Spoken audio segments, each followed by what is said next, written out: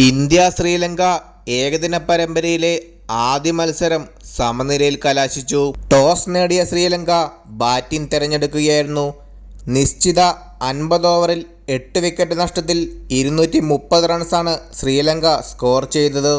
ശ്രീലങ്കയ്ക്ക് വേണ്ടി ബാറ്റിംഗ് നിരയിൽ നിസംഗ 75 പന്തുകളിൽ 56 റൺസും, മെൻഡിസ് 31 പന്തുകളിൽ 14 റൺസും, ചമരവിക്രമ 18 പന്തുകളിൽ 8 റൺസും, അസലങ്ക 21 പന്തുകളിൽ 14 റൺസും, ലിയാംഗെ 26 പന്തുകളിൽ 20 റൺസും, വെല്ലലാകെ 65 പന്തുകളിൽ 67 റൺസും, ഹസരങ്ക 35 പന്തുകളിൽ 24 റൺസും, ധനഞ്ജയ 21 പന്തുകളിൽ 17 റൺസും സ്കോർ ചെയ്തു.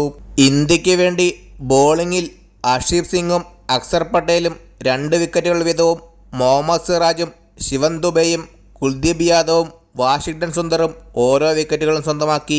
231 റൺസ് വിജയലക്ഷ്യവുമായി ഇറങ്ങിയ ഇന്ത്യ പക്ഷേ 47.5 ഓവറിൽ 230 റൺസിന് എല്ലാവരും പുറത്തായി.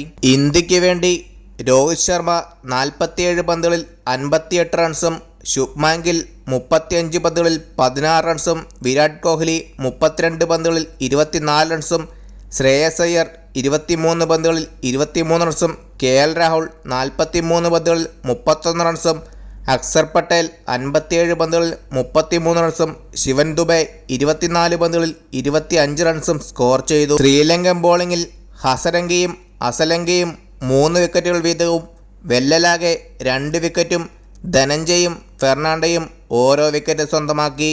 39 റൺസിന് 2 വിക്കറ്റ് സ്വന്തമാക്കുകയും 65 പന്തുകളിൽ 67 റൺസ് സ്കോർ ചെയ്യുകയും ചെയ്ത ശ്രീലങ്കൻ താരം ദുനിൻ വെല്ലലാകെയാണ് player of the match. Video അവസാനിക്കുന്നു. കൂടുതൽ ക്രിക്കറ്റ് അപ്ഡേറ്റുകൾക്കായി ചാനൽ സബ്സ്ക്രൈബ് ചെയ്യുക.